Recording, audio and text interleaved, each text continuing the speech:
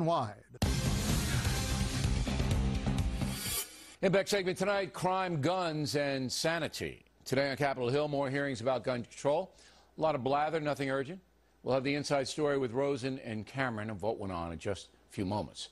But here's something really interesting on the front page of the New York Times today. They actually ran an article that said despite Chicago's tough gun laws, the murder rate there continues to be out of control.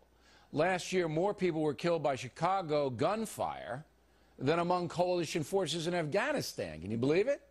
440 people, including as many as 57 children, gunned down in the streets. Now, the Factor has been reporting about why this is all happening, but apparently we overlooked one thing.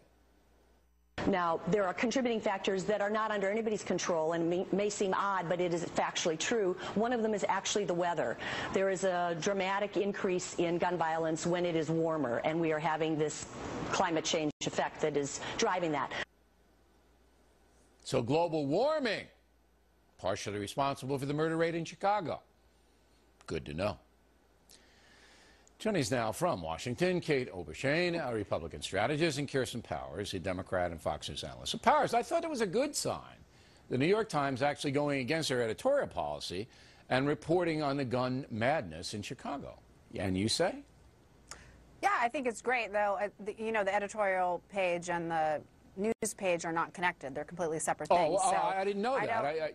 Perhaps I didn't know that because in the last 10 years, there's been absolutely no deviation. But thank you for telling me that. No, that is not true. That's not true. They have a very, very strict wall between the two. They're not the same. They do. I'm sorry, but that's the truth. Okay, yeah. And but yes, it is great that they reported on it, and I think they got into one of the fundamental problems that's not discussed enough, which is yes, Chicago, the city has these gun laws, but the state doesn't have the strict gun laws, and the surrounding states don't have strict gun laws, which means that you can just go right outside city limits and buy a gun. State of Illinois has very, very strict laws, but you're correct. Your point is correct. That you can go outside of New York City, Washington, D.C., Chicago, and it's easier to buy a gun. But the problem is that's not going to change with any ban because there are already 300 million plus guns on the street. Yes. Okay, so not going to change. Now, Gabby Giffords, the former congresswoman from Arizona, was shot, and terrible. Everybody feels bad for her. She testified on the Hill today, and as I said, Cameron and Rose got some inside stuff on that. But that was a very emotional moment, Ms. Obenshain. And she's appealing for much tighter gun laws. And you say to her? Right. Well, I say to her that it's a tragedy what happened to her, just as what happened in Newtown is, and that has to be acknowledged. But what is great about the New York Times article today is that they broke through sort of the swirl of emotion and actually pointed out the fact that these oppressive gun laws are not working, in part, not just because guns are available elsewhere, but because criminals do not buy guns from licensed gun owners. They're not just going across the border to buy guns. They buy guns from other criminals. They don't care what the gun laws don't care where they come from, right? As long as they get a discount on them. As long as they can buy them, that's all they care about. Actually, Kirsten, it is true. That's where the criminals buy the guns. I'm fascinated by Powers' take this evening, telling me that there's a separation of church and state of the New York Times, which I find very amusing, and now telling me it's not true that criminals will buy guns from anywhere. Do you think that they have a certain? Do they have to have a little polo pony on the gun, or criminals will buy guns anywhere, but they happen to buy a lot of guns from gun stores. Yeah, so whatever's cheaper, whatever's closer. Okay, but the point is, like, the idea that they're just only sold on the black market is not true. In this New York Times article, they talk about 1,300 of the guns that they confiscated in Chicago came from one store outside of the city limits of Illinois. So don't act like not having stricter gun laws outside the city wouldn't help.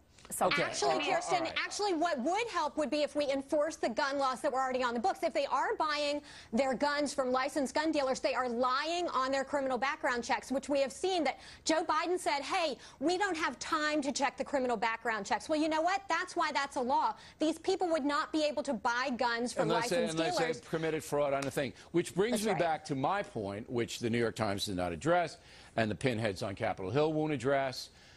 You got to federalize all gun crimes. Then you have a uniformity in punishment. Then you send a message, hey, you buy a gun legally and you have a fraudulent background check, 10 years. Right. 10 years. That's on the books. That's where you They're go. just not doing it. No, it's not on the books because every state has different laws and every state has different qualifications.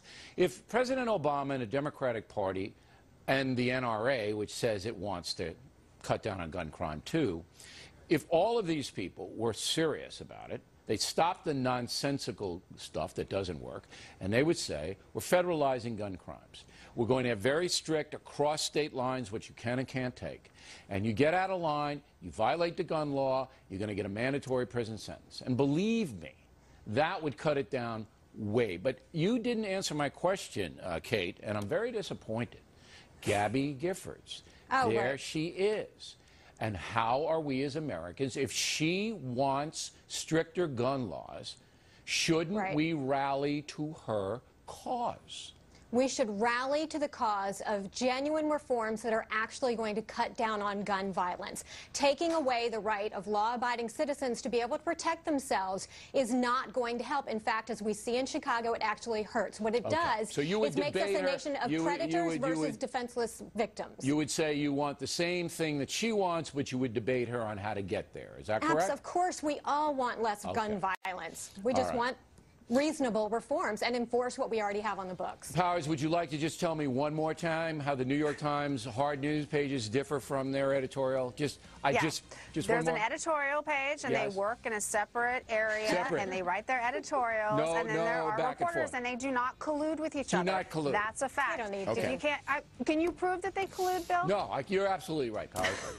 No. But can I just say one more thing? Yeah, go. I completely agree with you on the federalizing. I'm kind of almost about to faint, actually, because I completely agree that that's what we need to do.